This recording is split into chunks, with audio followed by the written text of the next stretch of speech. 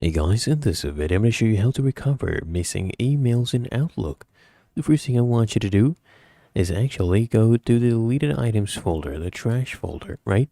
So you click here, you'll find all the emails right here that you had deleted. You can recover these. The way you recover it, you just right click on that email, okay? And then you just move it back to another folder. So click here on other folder, and in this case you can choose inbox. So if you move it back to inbox, it'll no longer be in trash. You can move it to another place as well if you want. And if your email is not here, what you can do, you can check your junk folder. Okay, so here, if you have archive, you have junk, things like that.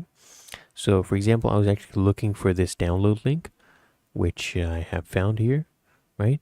So that is how you go about it. If you found this helpful, make sure you smash the like button and subscribe to App Mentor.